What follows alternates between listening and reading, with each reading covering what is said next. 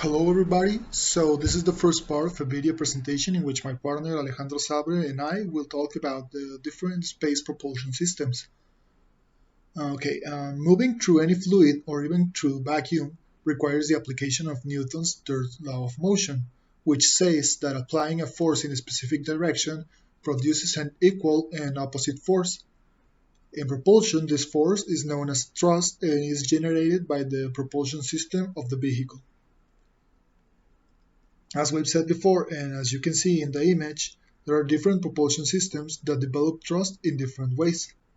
In spacecraft propulsion, there are two broad categories of propulsion systems, electric and chemical.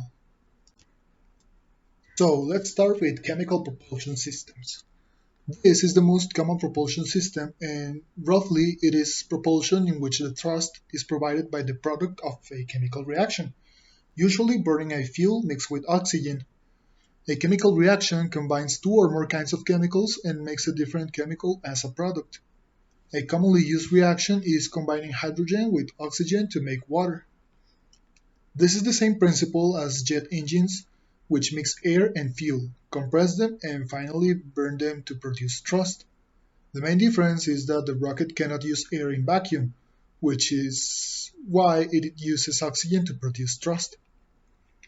Generally, the reaction also releases heat, which will warm up the product.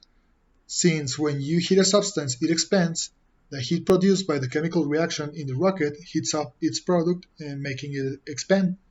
And as it expands, it gets too big for the reaction chamber and pushes out through the back of the rocket. This is what provides thrust for the rocket. These systems produce relatively large thrust in relatively short periods of time. There are several kinds of chemical propulsion, including liquid gaseous propulsion, solid propulsion, and hybrid propulsion, as you could see in the last image that we shown.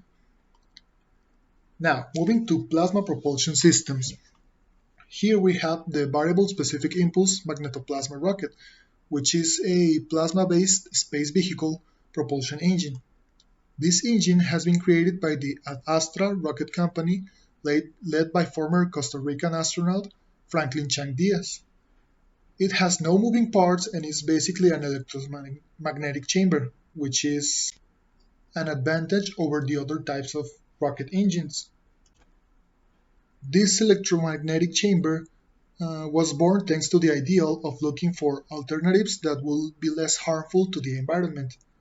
This propulsion system works by electrifying a gas, most commonly argon, which will then create plasma that is expelled from the engine at super high temperatures, which then propulses the rocket. The main problem with plasma rockets is that the plasma that is expelled from the rocket also hits the walls of the thruster. This causes wastage in the material, which eventually compromises the nozzle walls. Nowadays, scientists are working on solving this problem with a concept called plasma redeposition, which means that the particles that are detached from the wall are able to put themselves back in place, extending the useful life of the motor. However, this is a solution that is still under investigation. And here you can see the theoretical spacecraft that use these plasma propulsion systems. Now, moving to ion propulsion systems. An ion engine is a form of electric propulsion. It creates thrust by accelerating ions using electricity. An ion thruster ionizes a neutral gas by extracting some electrons out of atoms, creating a cloud of positive ions. These ion thrusters rely mainly on electrostatics as ions are accelerated by the Coulomb force along an electric field.